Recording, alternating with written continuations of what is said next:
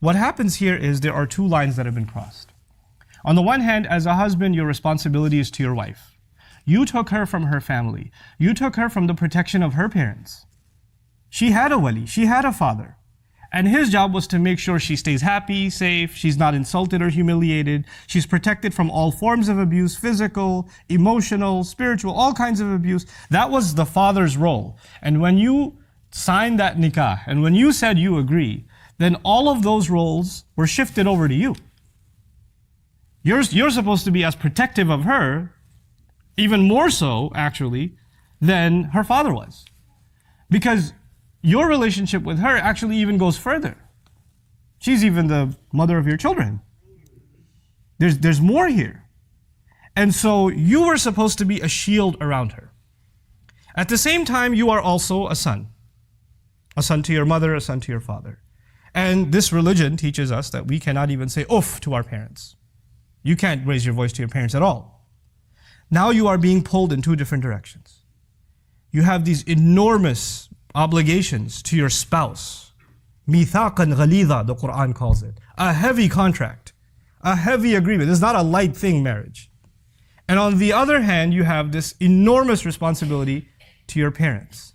And sometimes they make you pick which one you're going to be good to. And your job is actually to draw a line and say, this is what I will do for my wife, this is how I will take care of her, and this is how I will protect her. And to let your parents know, you can say whatever you want to me. You can beat me up, you curse me out, I'm your kid. You do whatever you want, that's fine. I'll take it. But you can't touch her. You can't say a word to her. She's not yours. She's not your responsibility, and she's not your child. Especially the culture I come from, you know what they say when the girl's getting married? They say, oh, she's like our daughter. Oh, it's like we have a new daughter in the family. Beware when you hear those words. Girls, be thoroughly warned. Because when they say she's like our daughter, trouble is looming. Just a couple of weeks later, there's going to be commentary about how you didn't cook, or you cooked, with too much salt, or, you're lazy, or you didn't clean, or some stuff is going to begin. No. The relationship between this woman and her husband's family, first and foremost, is a relationship of mutual respect. She has to be treated with respect, and she has to treat with respect. When it comes to rights and obligations, she is under no obligation to obey your parents. I'm sorry. I'm sorry in that I feel sorry for you that you believed that for so long. But your wife has no obligation to obey your parents. And if you are forcing her to obey your parents and serve your parents, you are engaged in an act of injustice. You're being abusive. You're not a qawwam. You're not the qawwam Allah made you. You were supposed to be taking care of her. You didn't bring a servant into the family. And you're not supposed to be giving her lectures about you have to be patient, they're elder, they can say whatever they want. No. When even our family does something wrong, Allah commands us to stand up for justice. Even if it's وَلَوْ عَلَىٰ أَنفُسِكُمْ أَوِ الْوَالِدَيْنِ وَالْأَقْرَبِينَ. You have to stand up for justice, even if it means you have to stand up against yourself. Meaning if you've done something wrong, you have to own up to it. And if your parents have done something wrong, you actually lovingly, respectfully, head down, humble voice, you still have to let them know, you can't do that, Mom. I'm sorry, you can't do that. Dad, that's not right. I'm not going to allow it. You're my dad, but those rights I will not allow you to trample. Because Allah will not be asking you, Allah will be asking me whether I was qawwam over my wife or not. If you cannot be that shield, then you are in violation of what Allah expects from you as a husband. That's very important to understand. We have situations in which, by the way, as people are listening to this, like I said in the beginning, I gave that disclaimer, there are going to be in-laws that are like, but there are wives that are abusive to the in-laws. You didn't give a khutbah about them. You just give a khutbah about how messed up we are, but what about them? They also throw shoes and do crazy things. Call them. I will, but I can only do one thing at a time in a khutbah.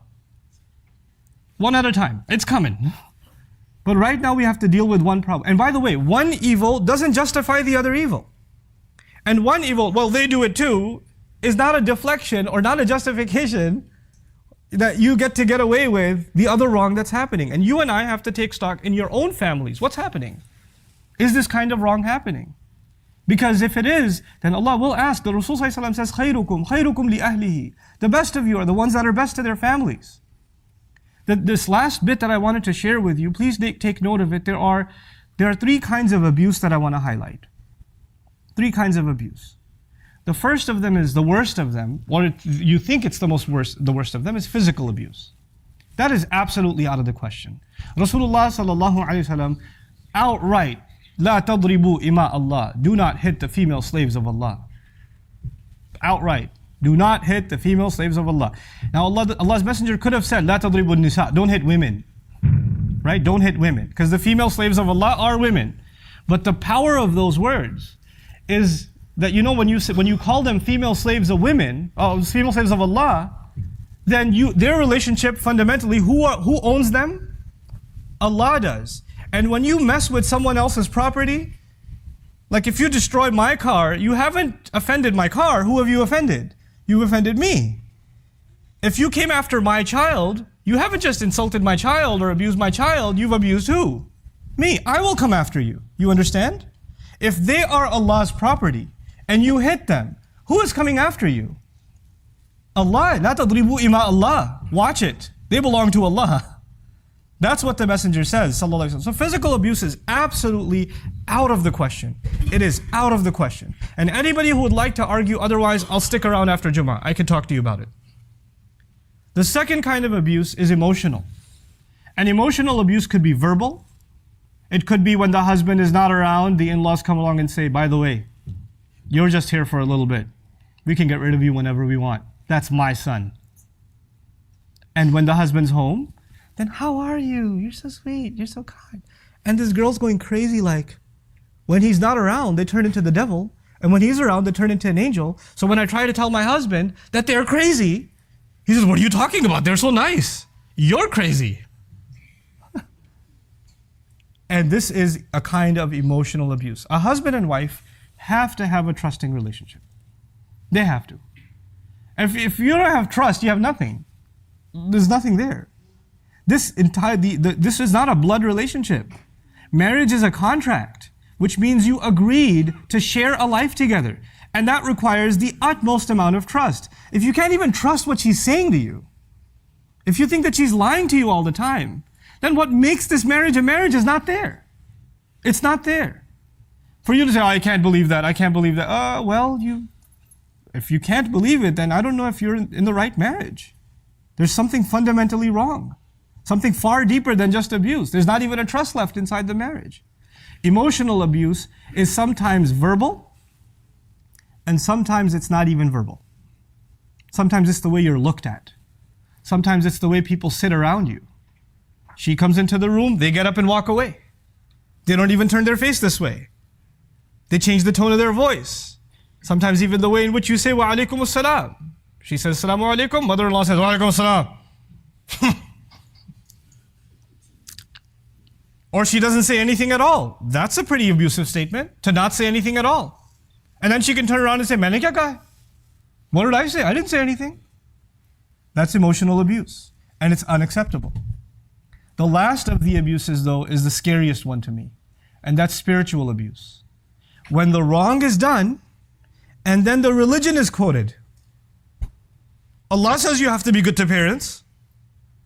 This is what Islam teaches you. And they'll do the wrong, and then they'll invoke Allah and His book and His Messenger sallallahu alaihi wasallam, who are completely innocent of this nonsense. And then that's the religious or spiritual kind of blackmail and abuse that goes on in families. This needs to come to an end in your family. I'm only talking to the men right now. I'm not upset with parents. I'm not upset with anybody else. I'm not even upset with you, but I'm just giving you and myself a reality check. Look, our parents are not evil. They're not. They were brought up in a certain culture. They were brought up in a certain environment.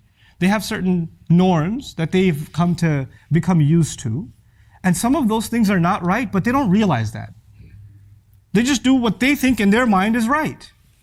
They're not. Nobody's purposely evil. They're not. Even though some women believe that about their in-laws. Nobody's intentionally evil. Everybody just thinks from a very different point of view. You, however, are in the middle.